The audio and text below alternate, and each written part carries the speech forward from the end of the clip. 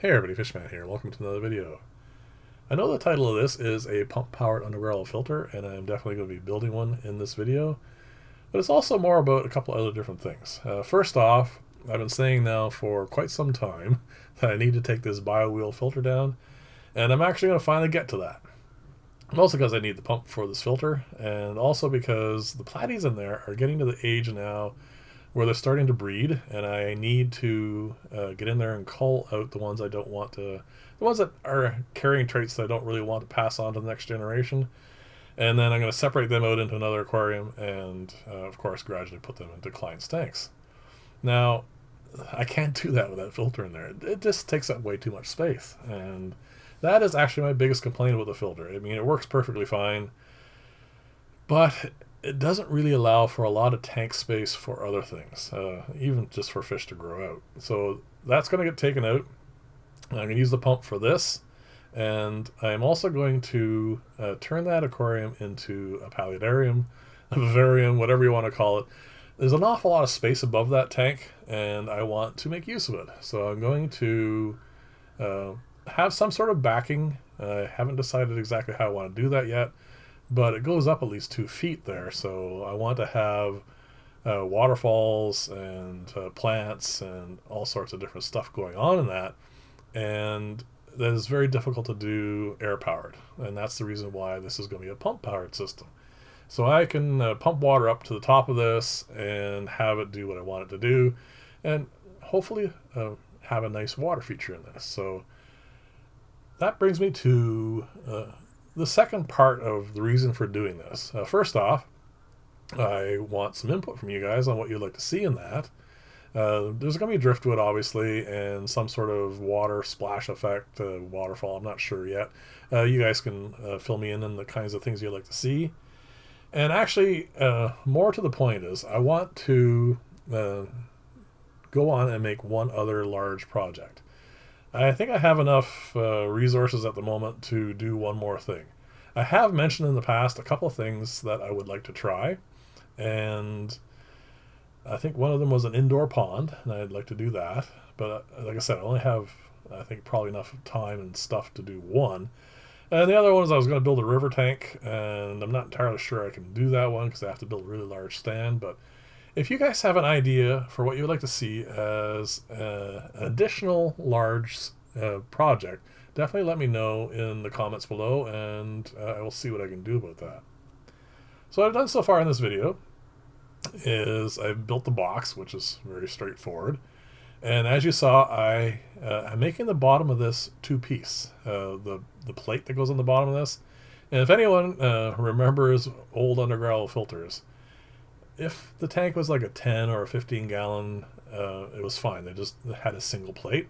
But when you got into the larger tanks, like the 20 longs and the 33s and all that sort of stuff, they would have multiple plates that would, be hooked together, and that's how that would work. And not so much because I wanted to, have that effect, but I haven't made one of those yet. And actually, the biggest reason for me was if I had to drill all those holes in like a single plate, it would take me twice as long, and I'd probably have to reset it because I don't know if I have enough travel in my mill. So it was much easier just to cut the plate in half and stack them as you saw there, and then just drill all the holes all at once. It was mostly laziness, we'll give it that. But also it is going to be my first multi-plate bottom for one of these filtration styles, and it's not really going to make a big difference, I know, but it will be interesting. We'll see how it works.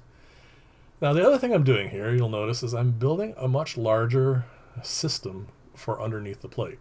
There's going to be a larger gap. It's going to be 3/4 of an inch for water flow underneath the plate. And the reason why I'm doing that is, with a pump, I'm going to be moving an awful lot more water. So I wanted a lot of extra space under there, just to allow for a lot of extra flow. And also, initially at least, I'm only going to have one pump running. So I'm going to probably be capping one end, and then in time I will get to the point where I will either air power it or whatever, But for the moment, it's just going to be capped off, and so I need a little extra flow to make sure that the gravel on the far side is actually getting some flow too. But that's going to all change as this progresses, and then I may change how that all works. But having the extra space underneath this filter is a good thing. It's not going to be an issue later on anyway. And also, I have made this 4 inches deep, like the one I did for the pleco tank. I'm not going to make it too large because I do want to put stuff on top of this. And of course, the paludarium aspect of it is going to be back there as well.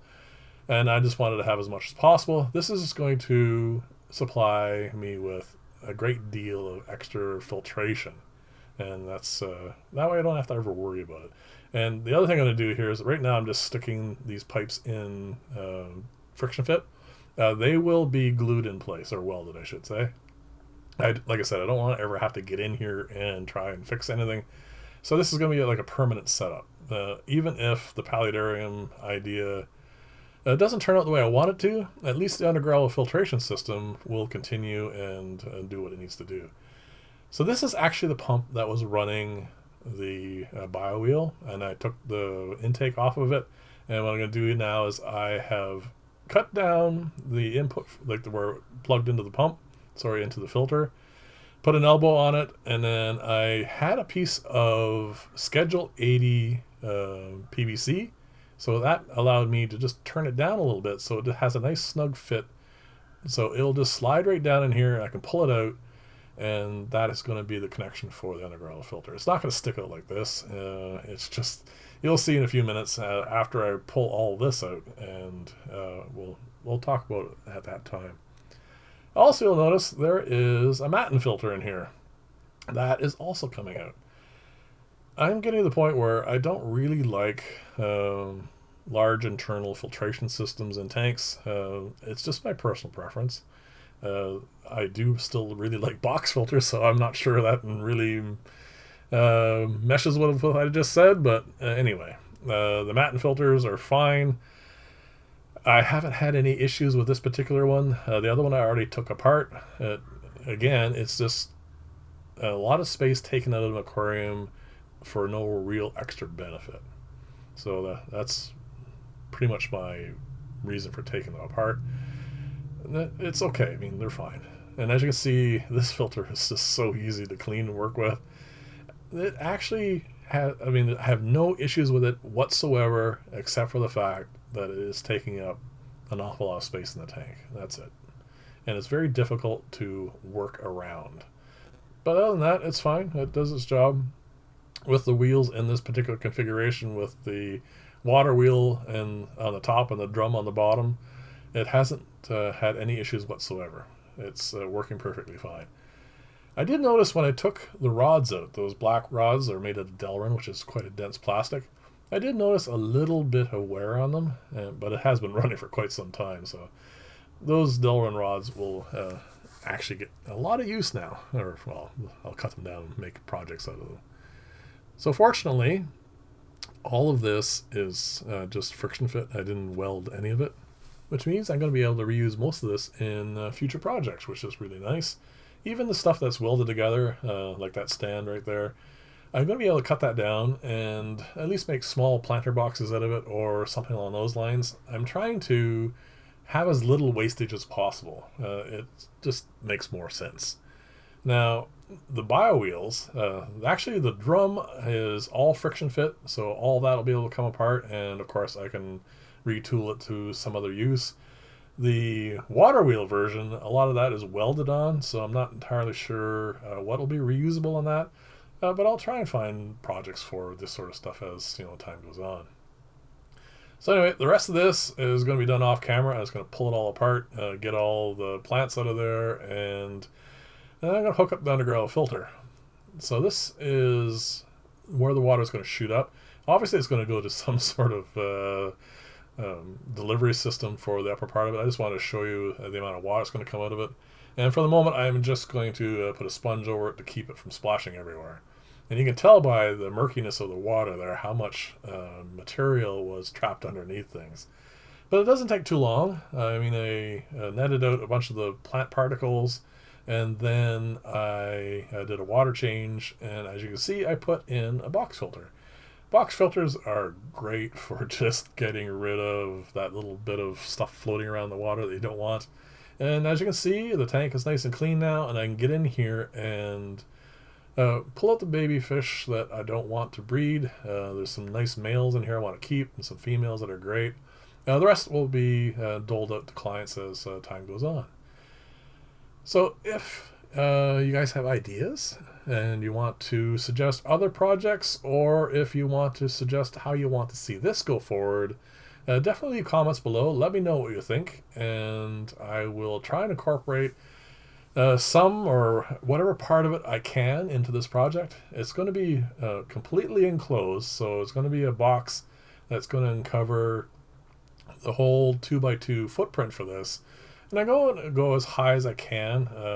I'm going to have to work out the dynamics, and I don't want to put too much weight on this, so I'll have to hopefully figure out something with the frame that's the stand part of this, but all that's going to come up in future videos. And as always, if you like this style of video, please like and or subscribe, and let me know what you think, and I will see you in the next video. Bye for now.